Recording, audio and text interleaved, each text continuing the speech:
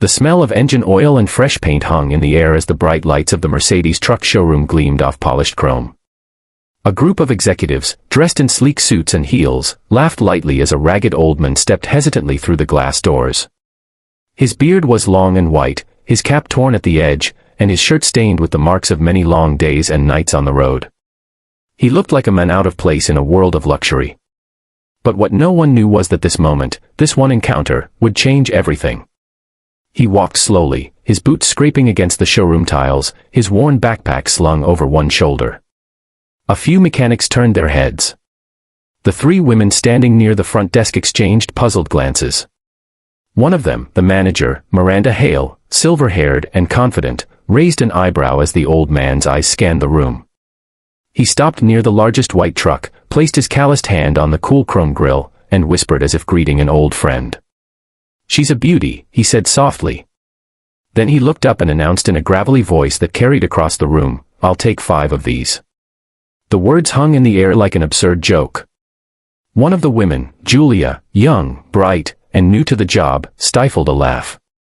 The others didn't even bother to hide theirs. Miranda smirked and said, "Sir, these aren't bicycles. Each one costs more than most people make in a lifetime." The men simply nodded, his expression calm. "I know," he said, "and I'll take 5. Before we continue, if you believe in kindness, second chances, and stories that remind us never to judge too quickly, please take a moment to like, comment, share, and subscribe to Kindness Corner. It helps more people see stories that move the heart." Back in the showroom, laughter echoed, but something about the old man's calm unsettled Miranda. There was no arrogance in his eyes, no delusion, just a strange, quiet certainty. "Sir," she said, trying to keep her tone professional, "perhaps you're in the wrong place. There's a used vehicle lot down the street." He smiled faintly. "I'm in the right place," he replied, adjusting the strap of his backpack. "But maybe you're seeing the wrong man." They turned away, whispering to each other as he walked toward the coffee machine in the corner, pouring himself a small paper cup of water. No one noticed that his hands, though rough, moved with the steadiness of someone used to handling heavy machines. No one knew that those same hands had once steered convoys through desert wars, built engines from scraps, or carried his only son's coffin down a muddy road years ago. His name was Harold Brinley, once an engineer, a soldier, a husband. Life had taken everything from him. His wife, Clara, had passed away in a hospital he couldn't afford to keep her in. His company, the small trucking business he built from scratch, had been swallowed by corporate sharks. In a single year, he'd gone from being a respected man to sleeping in his old workshop, using his backpack as a pillow. But Harold wasn't the kind to quit. He believed in the road, that long, endless path that could lead anywhere, if you just kept walking. For 5 years, he'd been saving every cent, repairing broken trucks on the roadside, sleeping in abandoned garages, eating from vending machines, all while quietly building a dream no one believed in anymore, a transport company run by people who had lost everything. Veterans, single mothers, the homeless, anyone who just needed a chance to stand again. He called it Second Route Logistics. And today was the day it would be born. Miranda sighed and went back to her paperwork, but when she looked up again, Harold was standing beside the reception desk, holding out a small stack of documents. "Here's my purchase order," he said, handing it to her with a steady hand. She blinked. It was real, properly stamped, company details filled in, all signatures in place. Julia leaned closer, reading aloud, "Second Route Logistics Incorporated." Miranda frowned. "Who authorized this?" she asked. "Our finance division will need," but then she froze. The signature at the bottom was one she recognized. Her eyes widened. It was from the regional head of Mercedes Commercial Partnerships himself, a man who only approved orders of exceptional clients. Miranda looked up at Harold, stunned.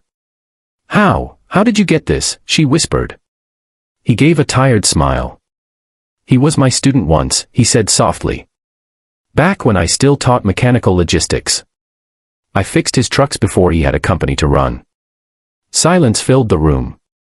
The laughter from earlier now felt heavy, shameful. Julia lowered her eyes. The third woman, Serena, stepped forward and said quietly, "Mr. Brinley, I'm so sorry for," but he raised a hand gently. "No need," he said. You were only doing what the world teaches, to see with eyes, not with heart. The next hour was a blur of activity. Papers were verified, calls made, and within moments, everything checked out. Harold wasn't some delusional wanderer. His payment had already been wired. He wasn't buying 5 trucks to boast, he was building a future. Later that afternoon, as the showroom emptied and the light softened, Harold walked slowly toward the delivery bay. Miranda followed him quietly. "You know," she said after a long silence, "I judged you the moment you walked in. I saw your clothes, your hands, your bag, and I thought you were just another old man with a dream too big for reality." He looked at her and smiled. Dreams don't get smaller because people stop believing. They just wait for the right hands to build them again. He paused, glancing back at the gleaming trucks lined up like sentinels. These machines will feed families. They'll carry hope from one town to another. That's worth more than pride, don't you think? For the first time in years, Miranda's eyes softened. "It is," she said quietly.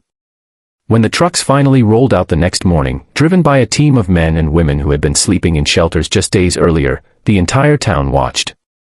Word spread quickly about the ragged men who walked into a Mercedes showroom and bought 5 trucks to rebuild lives, not fortunes. A week later, the showroom received a handwritten note in the mail. It read, "Thank you for the laughter, it reminded me how far I've come. Maybe kindness doesn't start with believing in others, but in giving them a chance to prove you wrong."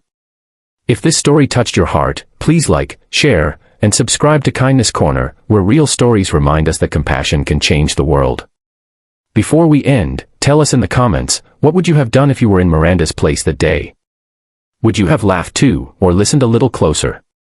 Because sometimes, the most extraordinary souls walk in wearing torn clothes, and leave behind lessons that shine brighter than chrome.